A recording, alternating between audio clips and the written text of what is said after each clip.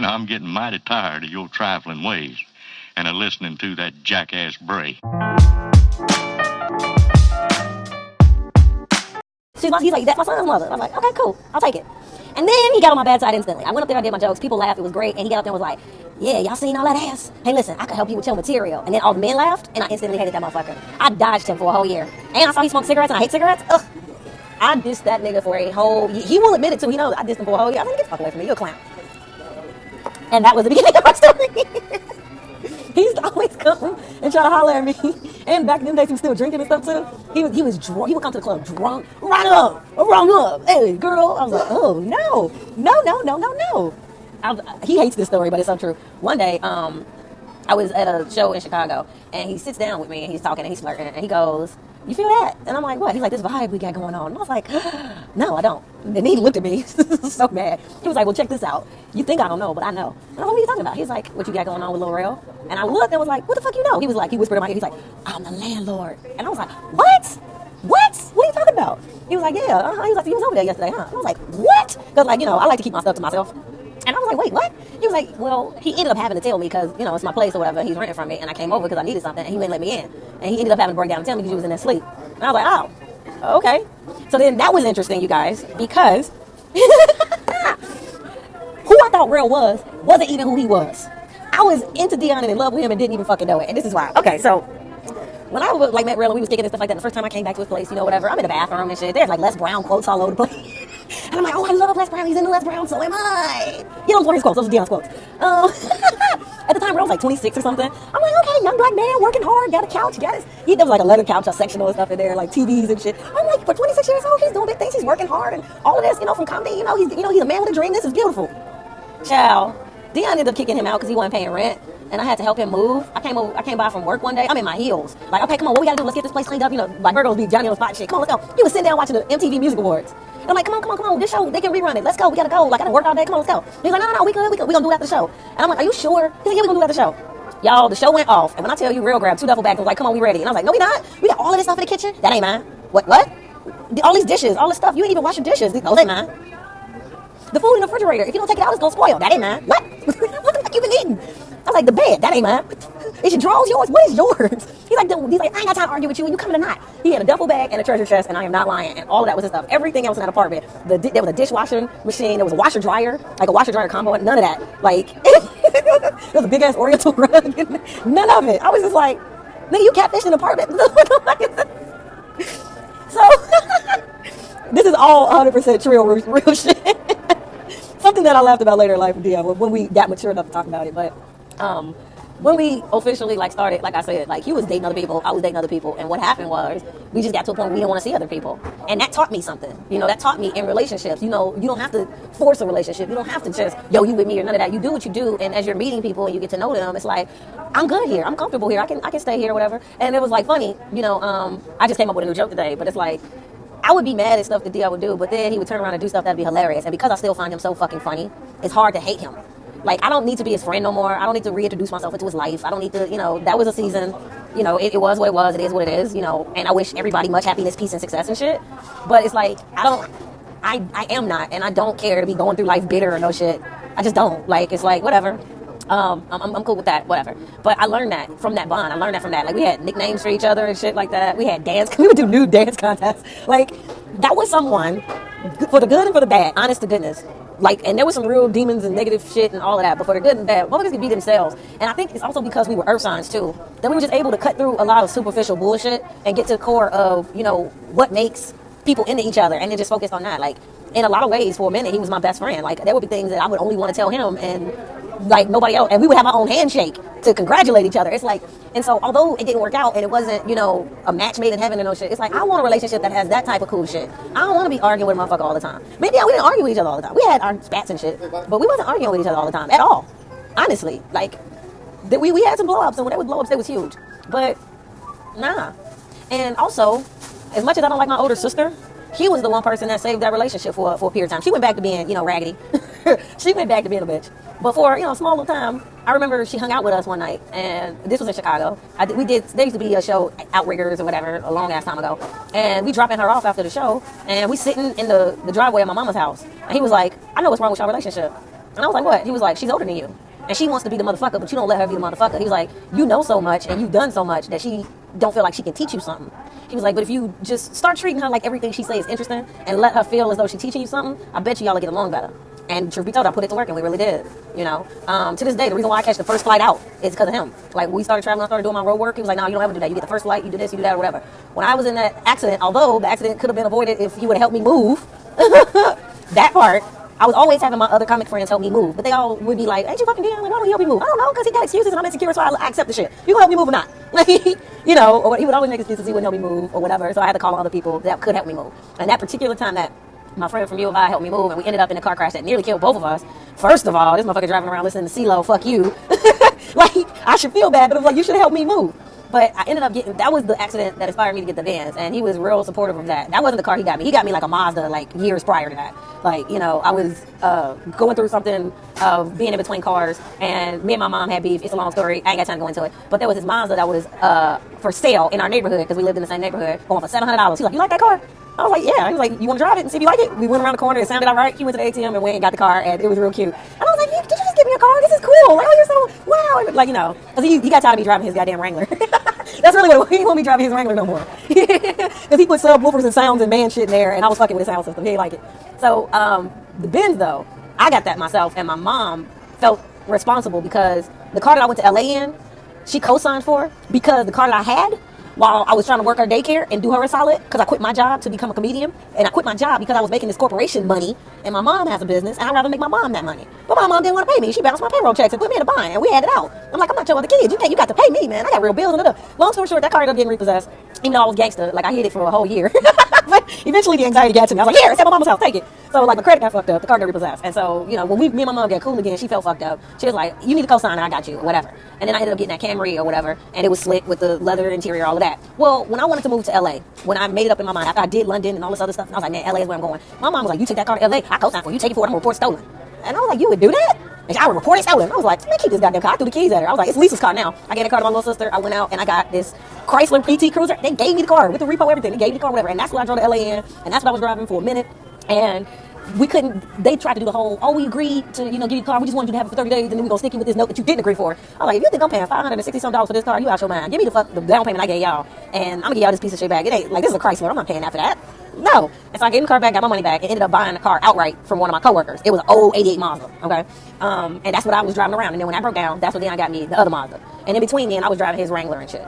But he also had a drop-top CLK 430. And when I was in that accident, my mom was like, get you a Benz. I'm sick of you with these old-ass cars, and you could die, and you don't have anybody out there, and Benz is a reliable car, because she had a Benz. You know, it's a reliable car, da-da-da-da-da. I'm like, Mom, I need it. She's like, no, get your Benz, da-da-da-da-da. I don't care. I'll help you. And I hate when she says that, because she don't really mean that. She just be capping. She can help, but she be capping. And I was like, all right, I'm gonna go, you know, do it. And then she sent me money, and I was like, damn, she's serious. And I was like, well, I did almost die, whatever. So, like, Dion helped me shop for the car. He really did. He was like, get the one with the computer in it. It'll tell you everything that's wrong. Like, he did do all of those things. And then when I got it, and I drove it to his house, he got out the house, he got under the hood, he checked the car, he checked the tires, he drove it around the block. He did all the man shit. And it was just like, you know, nobody's ever done that type of shit for me.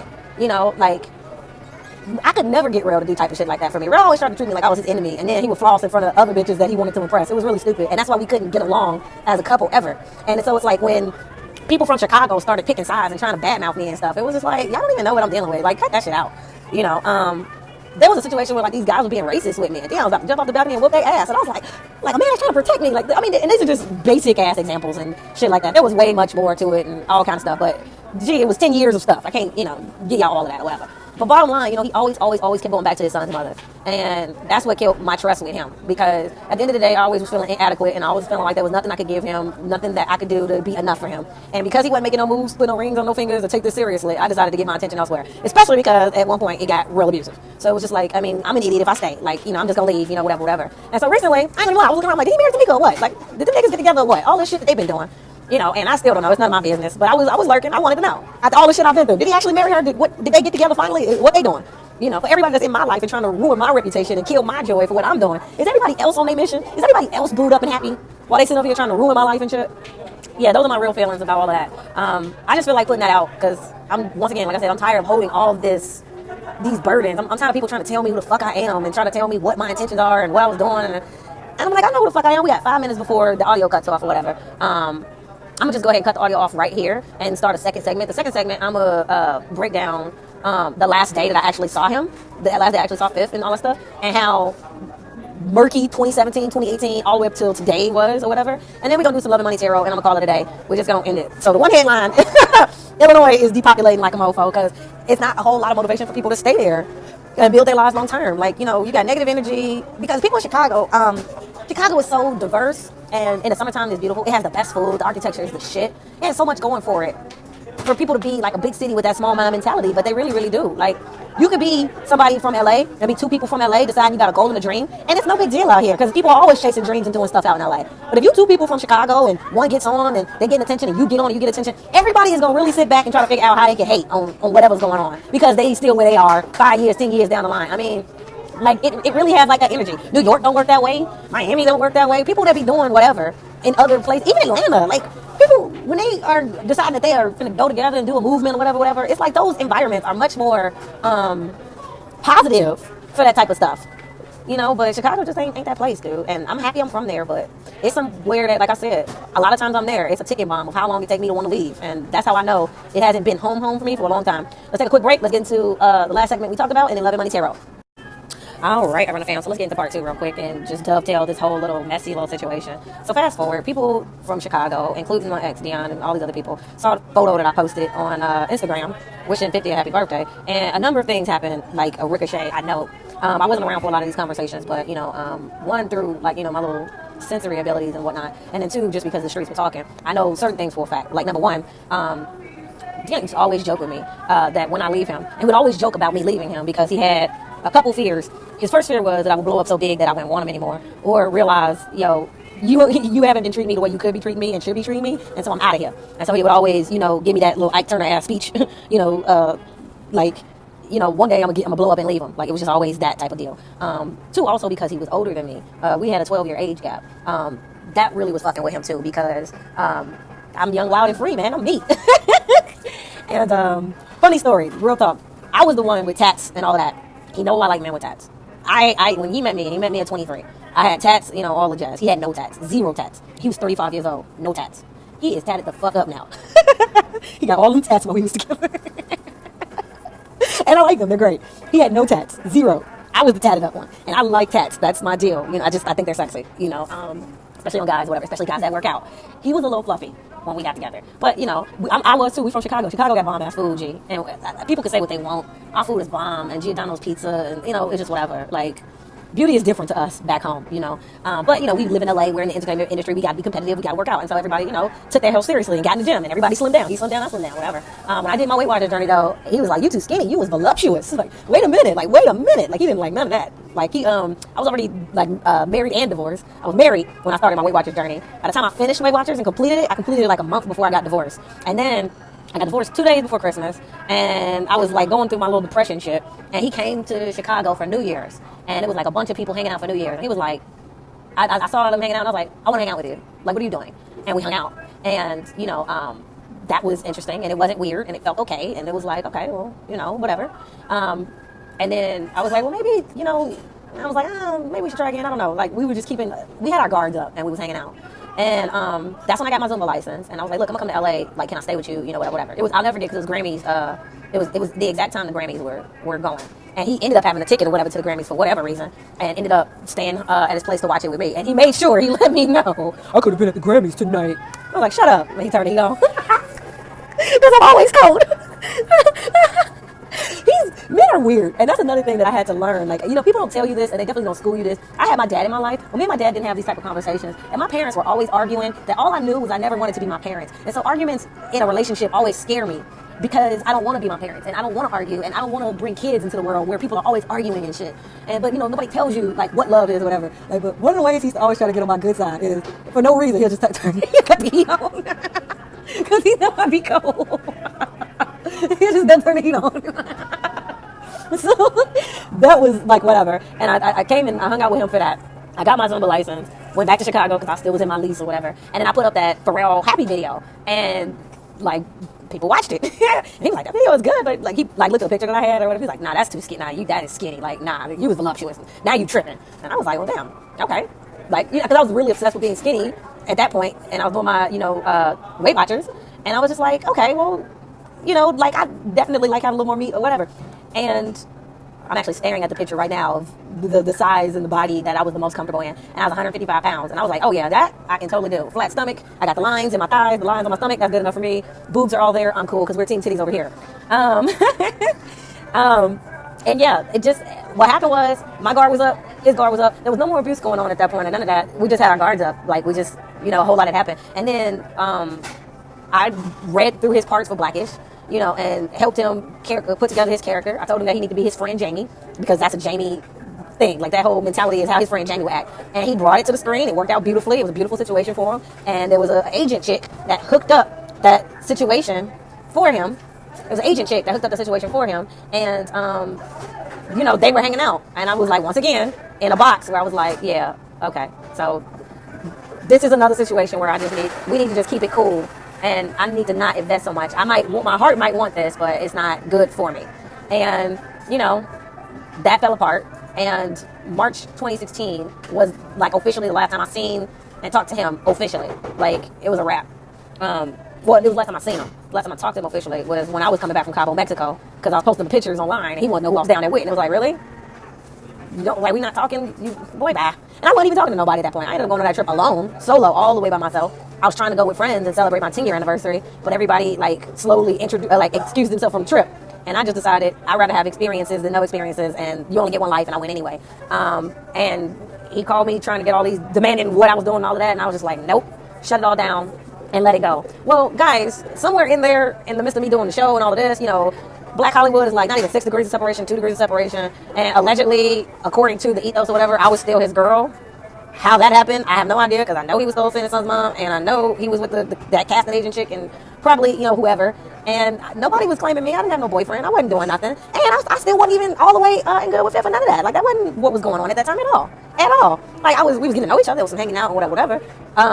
There was that texting activity and stuff that I was talking about, and then come around, like, my birthday, I was in New York doing a whole bunch of comedy gigs I booked through college, and I was trying to hang out, but he kept doing his elusive Superman, Superfly shit, and I was just like, oh, okay. So then finally, I surprised him with the award because, I know how hurt he was about not getting nominated for Emmys, and I just really wanted to put a smile on his face, and it made me really happy to do that. I mean, it made me really happy to do that. And then I went to the power party afterwards, and it was so much fun. I had fun.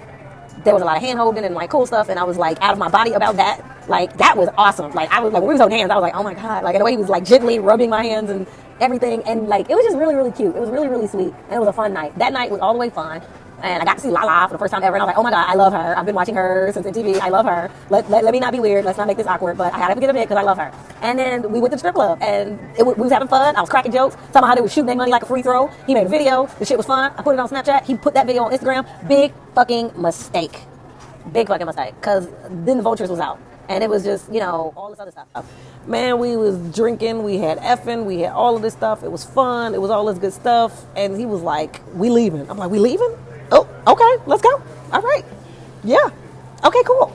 And, things happened. Like, I went back to his place and, I'm in there like, oh my God, this is going down. Okay, cool, whatever. And for the record, there was protection, guys. Like, people get on my nerves. Like, that was, whatever. I was still drunk. He was too. And it was fun to see him drunk, and I was fun. But even afterwards, right, it was like, wow, I was like, I just did this. Am I myself right now? Like, I just couldn't believe it. I was just like, wow. And I was like, we got to do this again, And then he was just very, like, he was with it. It was cute.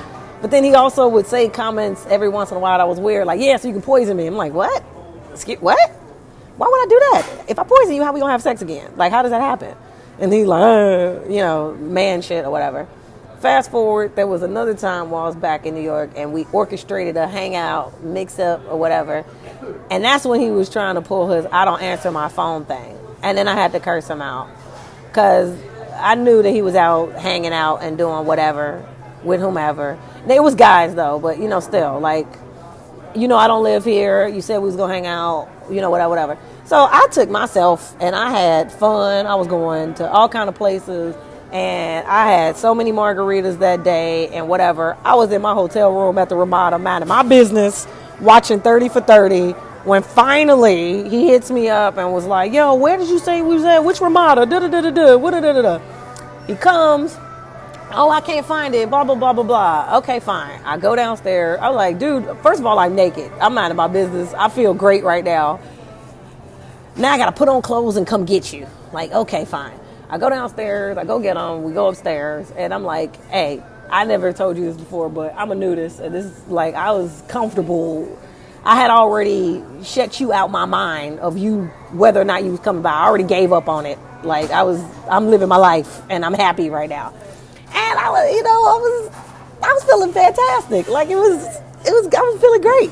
And I told him the truth. I was like, look, man, I had already decided you wasn't coming and like, I'm good. I hadn't already touched myself. I was like, man, whatever.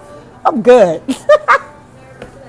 And like we hung out and we talked and it was, cool and the conversation got a little deep and it was awesome and then it escalated and that was, the time of question of, whatever. But it was amazing.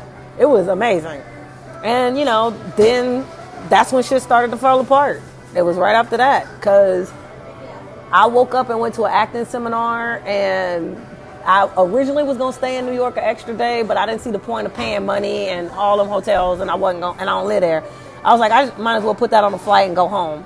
And, he decided he had set up some appearances in my hometown.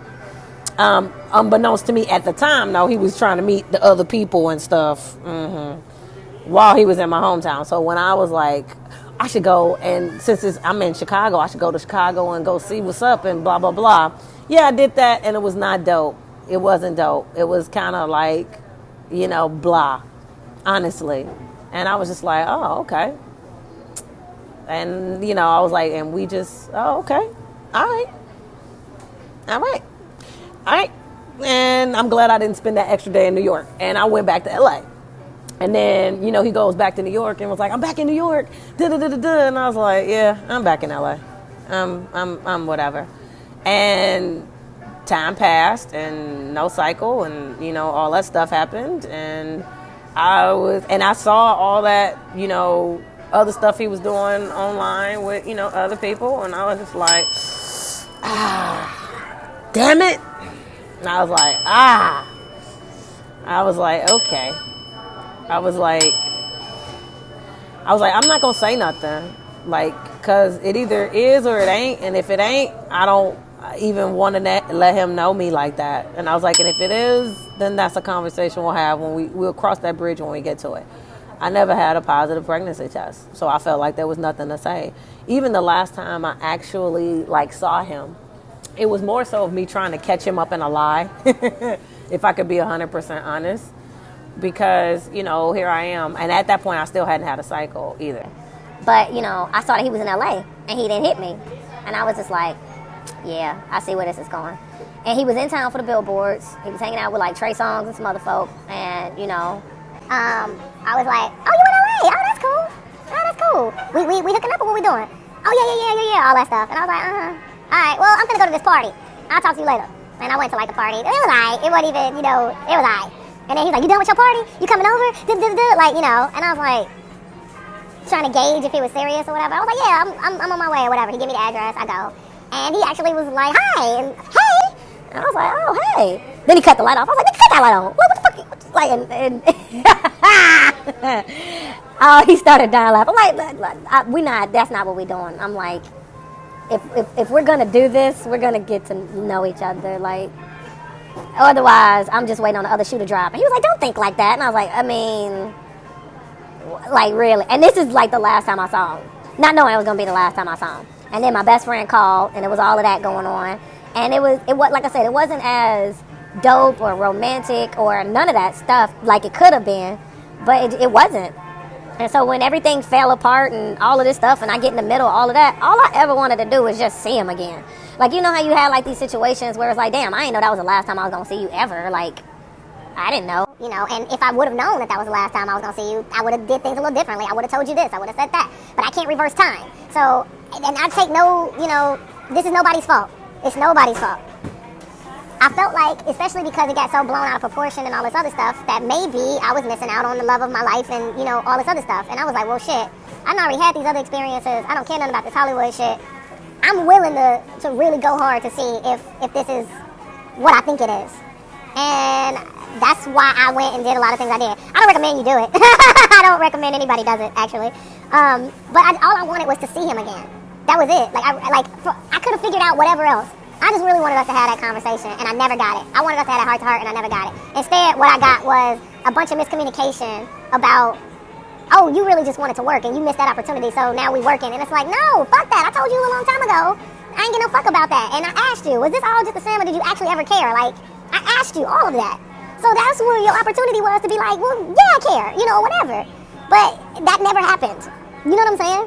And it's like, I don't want to keep moving forward towards some shit that never happened. And I definitely don't want to be attached to something that never happened. There was a point in time where, you know, I was feeling like, okay, well, maybe I'm missing out on the opportunity to transform this and, you know, let me be smart about this. Let's not be stupid. Let's try to, you know, let's try to turn into a business opportunity. Let's try to do this. I've always loved to do, you know, whatever. I always wanted to, like, have my partner in crime and we on the road and I always wanted that shit. I still want that shit.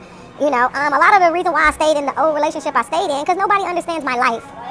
I've dated, I've done things. You know what I'm saying? But I love comedy. I love being creative. I love that shit. I love performing, you know? And I want somebody who gets it. I want somebody who's proud of it. I want somebody who wants to be a part of that and don't make me feel like, you know, I'm wasting my time. And they don't belittle it. And they don't hurt me. And they don't, you know, all. I want somebody who gets it. I want somebody who's proud of it. I want somebody who wants to be a part of that and don't make me feel like, you know, I'm wasting my time. And they don't belittle it. And they don't hurt me. And they don't, you know, all this other shit. Like, I used to tell, like, Deion, I was like, man, we could be like the Beyonce, Jay-Z comedy. He was like, man, fuck them motherfuckers. Why can't we just be ourselves? And I felt him when he said that. But I feel that more than ever. It was like, it was the comparison game. It's like, why can't we just have what we have and that's dope because it's what we have and we're us? And I just want to find that with somebody that's serious about me. And at the end of the day, all of this has shown me that I just need to get serious about my bag more than anything, because relationships come and go and men are like buses. You just got to catch another one. There's some people that's going to come in your life and they're the person for you and they're meant to be and all of that stuff, but without the proper, all of that, it's just, you just spin your wheels. Like, dude, I'm sorry. Like, people may feel like I should be more positive or whatever about it or whatever, but it's like, dude, what you want me to do? Like, even when I was like, okay, fine, like, I was wrong. You don't feel the same about me the way I feel about you. Okay, fine. Let me go and figure myself out and go do whatever. Let me go and figure myself out and do something else. You know, it led to more pain. And like I said, there were a lot of things he tried to do to look out for me, or things that he thought he was doing to look out for me. And I was trying to show appreciation for that, but at the end of the day, it just feels, this is another situation where it's like, I don't want to walk away from this, like, trying to hurt somebody. You know what I'm saying? I just don't want to be nobody's scapegoat, and I want people to stop hurting me, basically. And, you know, you get the treatment that you allowed, quite frankly, and I allowed a bunch of stuff. And I just don't want to allow anything anymore. I don't want to have any space for any of that anymore, especially with all this stuff that I'm building. It's like, I can't sit up here and talk to women who've been incarcerated and talk to women who, you know, want to transition from being a prostitute into, you know, something else where they're making fast money, but they are living a life that they're proud of, and they don't feel like they have to be beholden to some man's desire, you know, and what their idea of sex and sexuality is. You know, I want to do things for women that have gained and lost weight, and, you know, people trying to come for they sexy, you know, and I want to do stuff with couples, you know, that want to preserve what they have. They decided, hey, look, we ain't perfect, but we mean something to each other, and we want to do fun and fly shit together. Like, I'm interested in all that. I'm here for all that good shit. I'm here for all that positive shit. And I can't be that and do that with this raggedy stuff going on. It's just, it don't even make sense. And I feel like the majority of the responsibility has been on my shoulders to make it something. And I'm like, I don't even want that. Like, because what's the motivation to keep bringing this and putting this on my shoulders? Like, what do I even really have to look forward to? So far, it's been just a bunch of broken-ass promises and the shit being flipped. For me to be looking like, well, nobody told you that, and and who was talking to you, and who called you? You know, okay, you know what? All right, I got it. Like, okay. Like, it's just, you just feel like a wounded dog at some point where you're like, all right, no more rolling over, no more tricks. Let me just, all right, okay, I got you. And just call it a day. So, That's the tea on all of that. Like I said, I'm so sick of holding things. I'm tired. It's like, dude, it wasn't even like, I wanted it so bad because I wish I had one more day. I wish I had one more opportunity. I wish I had, and wishing all I want didn't do nothing, okay? It still, left me marred and scarred. But, I learned from it. So now I know what not to do. And I thought I did know what not to do. But apparently there were just some more things that I needed to learn in my development. And I'm grateful for it. Because now I know whatever I invest time in at this point, from this point forward, it's just going to be fly shit. I'm really not investing time in nothing if it ain't fly shit. Yeah, you got to go through your little getting to know you processes. But guess what? In the meantime, I know how to keep myself busy and enjoy life and get the most out of life until that time comes. And that's what I'm focused on. And that's my Virgo viewpoint. Let's get to some Love and Money Tarot.